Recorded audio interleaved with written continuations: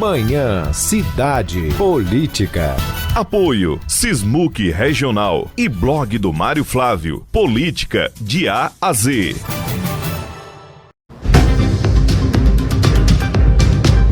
Mário Flávio.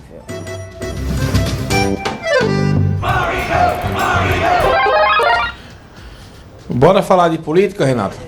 Bora. Eita, começou, viu? Esta época que todo mundo vai para as carreatas. Povos de Itaperoá. Todo mundo infringe as leis de trânsito. Uma maravilha. 2, 3, Sem capacete, 4 por cima em de cima de uma calçada. moto. 4 em cima de uma moto. Quando esse campo chorado, como é que liga o... Randandandandam. Desliga a chave para dar o pipoco, né? Pei o negócio. É uma maravilha. Mas é animado essa época. Olha, por mim era para ter eleição todo Animado ano. pra quem tá no meio, né? Pra quem quer tirar um cochilinho em casa. Ah, mas a pessoa dorme de madrugada. Olha, Dorme de madrugada não, que em Caruaru o pessoal fica passando com moto. por mim era para ter eleição todo ano. Só Chorado, assim as coisas aconteciam. Pode prestar atenção. Todo ano de eleição tem uma série de inaugurações. Então imagina se tivesse eleição todo ano. Todo ano ia ter coisa para entregar. Cada um político querendo ser melhor do que o outro. Mas enfim, eu gosto mais do período eleitoral. Olha, começando, Renata, com hoje pela manhã, entrevista com a ex-secretária e candidata a vice de Rodrigo Pinheiro, a Deise Silva, foi sabatinada aqui pela Laís Florencio. Mostrou que conhece o plano de governo, mostrou que está com as ideias afinadas aí com o candidato Rodrigo, né? E que não foi escolhida só por ser uma mulher. Ele mostrou conteúdo, e principalmente quando foi perguntado pelo Alberto, que é uma situação muito delicada que envolve ali os moradores do Guararapes, e praticamente foi tomada a decisão quando ela era secretária. E mostrou conhecimento, né? Porque o vice ou a vice, para mim, ele tem que conhecer o plano de governo, conhecer o governo por dentro e conhecer, né, o governo por dentro quando é candidato à reeleição, no caso de Rodrigo, né? E Deise mostrou hoje que está bem afiada com as ideias do prefeito, do candidato à reeleição, Rodrigo Pinheiro. Saíram 2 pesquisas, Renata, hoje, em 2 institutos diferentes, com 2 números bem diferentes. Meia-noite, Buscarei a Tua Alma, né, que criou-se esse hábito aí de soltar pesquisa de meia-noite. Isso é uma ruindade com quem gosta de dormir cedo. Porque eu tava pronto para dormir ontem, mas aí disse, não, vou ficar por aqui. Eu fiquei assistindo uma série ali que tava... Uma série bem ruim, eu adoro assistir série ruim. Que é aquela série que você vai ficando com raiva, mas eu gosto de assistir até o fim. Eu tava assistindo umas séries bem ruins, né? E fui acompanhar ainda faltam 2 capítulos, essa infeliz não acaba. Mas aí eu fui esperar a pesquisa, sabe? A pesquisa da Data Trends. Vamos trazer aí os números primeiro para a divulgação nos votos válidos. Incríveis 45 a 45. Né? Rodrigo Pinheiro 45, Zé Queiroz 45. Fernando Rodolfo 6, Michele Santos 2. Michele na frente de Armandinho nesse instituto aí, viu? Armandinho 1% e Maria Santos 1%. E aí já sabe, né, Renata? Começam as especulações, começam as trocas de farpas, desse empate numérico de acordo com a Data Trends entre Rodrigo Pinheiro e Zé Queiroz. Isso aí é voto válido, viu? Quando não é no voto válido é 39 a 39. Mas o Edmar Lira, né, que é o responsável por essa pesquisa aí, ele gosta muito de trazer os votos válidos, porque é importante os votos válidos, Renata. O que são os votos válidos? Todos os votos não são válidos? Voto válido é quando tira o branco e nulo. Ah. Aí, quando tira os brancos e nulos, é o voto que vale, o voto que é contado. Para efeito de segundo turno, por exemplo, o voto válido e o nulo, ele não é computado, digamos assim. Então, para a eleição ela ser decidida no primeiro turno, um candidato ou candidato tem que ter 51% dos votos, digamos assim. Né? 50 mais 1% dos votos. E nesse momento aí, né, os dois, de acordo com essa pesquisa, estão ali no limite, 45%, né, para cada um. Qual é a margem de erro? De 3 pontos para mais ou para menos. Então o Rodrigo Pinheiro, pode, de acordo com essa pesquisa, dois, pode né? ter. Podem o Rodrigo quiser, né? Bem pensado, bem lembrado. Podem ter 48% ou 42%. E aí, se um vai para 48%, ele fica ali no limitezinho de ganhar a eleição no primeiro turno. Isso, né, levando em consideração essa pesquisa. Saiu outra pesquisa, né, hoje pela manhã, dessa vez do Instituto...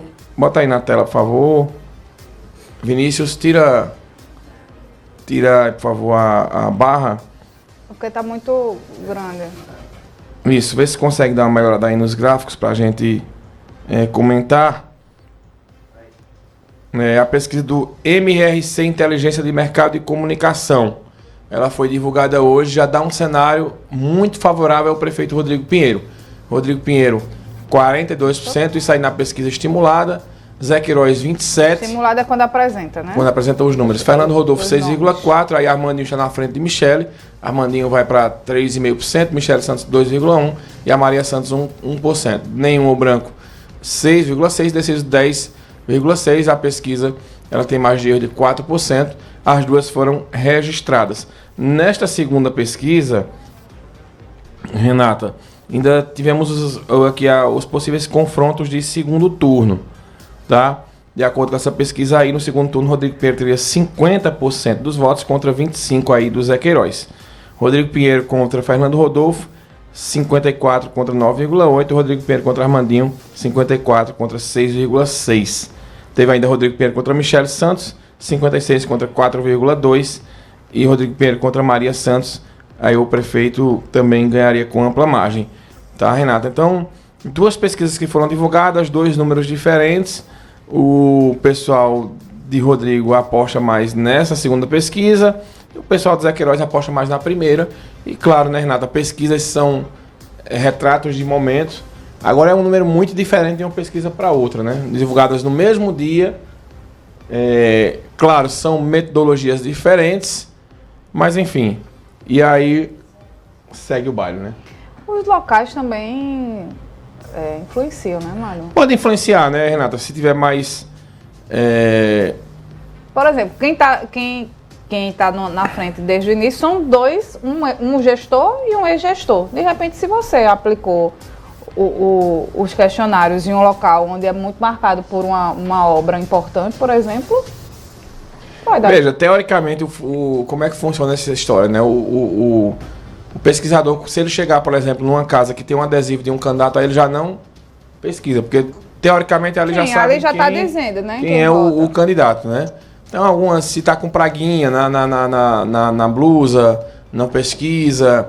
Esse negócio de estudo de pesquisa, Renato, ele ficou uma coisa muito complicada, principalmente após os erros que tivemos nas últimas eleições, né? Uhum. Você, por exemplo, tinha pesquisa que dava Dilma Rousseff ganhando a eleição para o Senado, lá em Minas. Quando abrem as urnas, ela ficou quase em quarto colocado. Né? Teve pesquisa na véspera da eleição que dizia que o prefeito o governador de São Paulo ia ser... Era Haddad, né, que estava lá concorrendo com o Tarcísio. Ia ser Haddad. Quando abrem as urnas, o Tarcísio ganhou no primeiro turno. Né? Não, no primeiro turno não, ganhou a eleição. Mas, assim, o resultado totalmente inverso. Teve pesquisa que dava, por exemplo, que Lula ganhava a eleição no primeiro turno para Bolsonaro, e quando abre as urnas, né, a eleição para o segundo turno, e foi praticamente ali um empate entre os dois. Então, assim, os institutos de pesquisa, eles passam por um problema grande de erros. A eleição de 2020, por exemplo, para prefeito do Recife, dava empate técnico entre Marília Reis e João Campos. Quando abrem as urnas, João Campos ganha a eleição, né, com quase 10% de vantagem.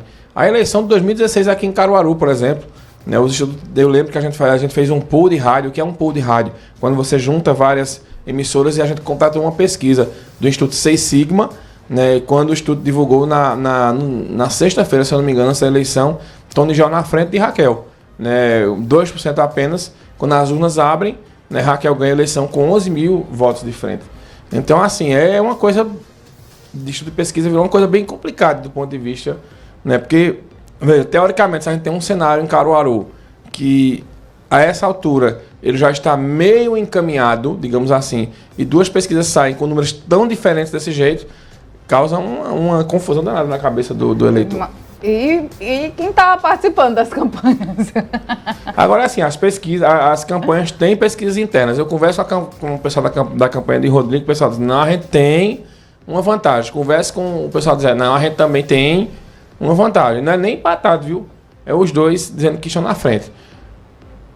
É uma coisa complicado, Renata. Eu acho que o cenário... Mas o verdadeiro resultado está nas urnas. está nas urnas. Olha, quando as campanhas elas vão se desenrolando, veja, cada momento da campanha tem que se fazer pesquisa. Por exemplo, quando os candidatos ou eram pré-candidatos, são anunciados, faz uma pesquisa. Quando se aproxima da época das convenções, outra pesquisa. Quando divulga o nome do vice, outra pesquisa. Quando começa o guia eleitoral, outra pesquisa. No meio da campanha, outra pesquisa. Eu acho, sabe, Renata, que não deveria ter pesquisa eleitoral 15 dias antes da eleição. Na minha opinião, não era para ser divulgado. Porque acaba influenciando os mais sem personalidade, digamos assim, né? Porque a essa altura do campeonato todo mundo já está com um voto. É quem não quer, aquela história, quem não quer perder o voto. Mas veja, se a pessoa que não quer perder um voto, ela pega uma pesquisa que tá Rodrigo Pinheiro na frente e a outra que tá Zé Queiroz na frente, ela faz o quê?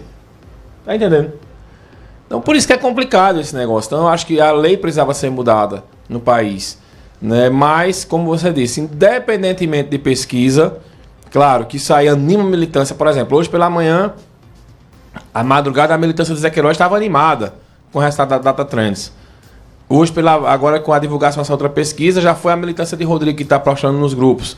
E assim vai, né, Renata? Porque existe mesmo essa movimentação para motivar a militância. Cada pesquisa que sai dessa motiva a militância também para chegar aquelas pessoas que estão aí indecisas, né? O número de indecisos ainda é um número interessante, né? E lembrando que uma pesquisa ela faz um retrato muitas vezes que ela não consegue captar, feito você disse aí, determinada localidade, determinado rincão, né? Que o pesquisador talvez não tenha ido lá, e isso vai fazer a diferença lá na frente dos votos.